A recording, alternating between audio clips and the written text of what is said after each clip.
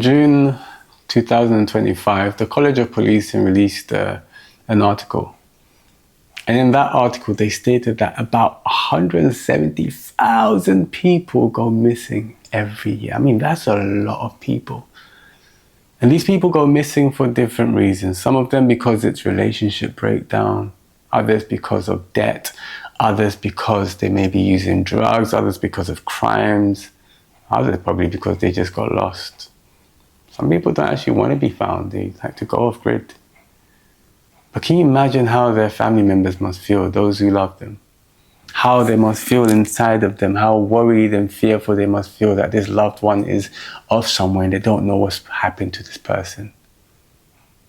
But can you imagine the contrast when they found out that that person has been found? Will they meet them at the door and say, oh, it's just you, and then they just come in?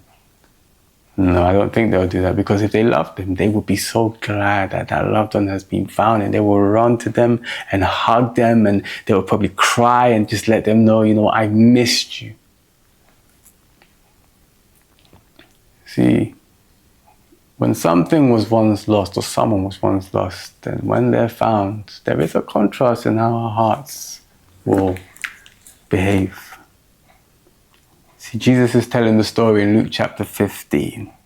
And in verse 5 and 6, because remember in the story he's spoken about this, the shepherd had a flock, 100 sheep, and one of the sheep goes astray. The shepherd, he says, would leave that 99 sheep. He says, how many of you, speak to the crowd, how many of you, as a good shepherd, wouldn't you leave that 99 to go after that one sheep?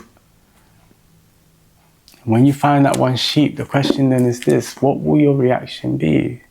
This is what the reaction of the shepherd would be. In verse 5 and 6, he says, and when he finds it, he joyfully puts it on his shoulders and goes home. Then he calls his friends and neighbors together and he says, rejoice with me, I have found my lost sheep.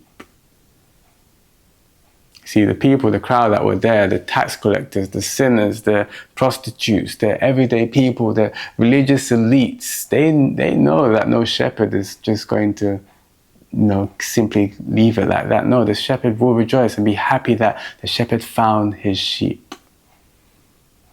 Jesus is actually speaking about himself and how he comes for those who are lost, those whom are sinners, those who go their own way, the tax collectors who are cheats, the prostitutes who sell their bodies for money, the everyday people who commit sins, the religious elites.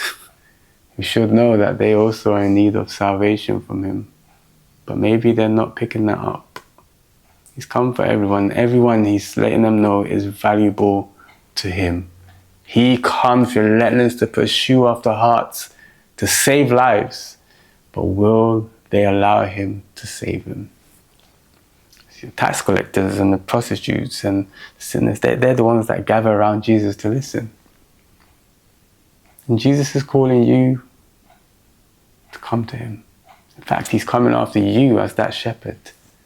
Through this message, through maybe your internal thoughts concerning maybe there's something more. I need God. I need you, Jesus. He's coming after you. The point is this, and this part is that when you allow yourself to be found by him, know for sure it's not going to be a quiet celebration. There will be joy. There will be gladness. So allow him to find you, so that there will be that celebration. God bless you.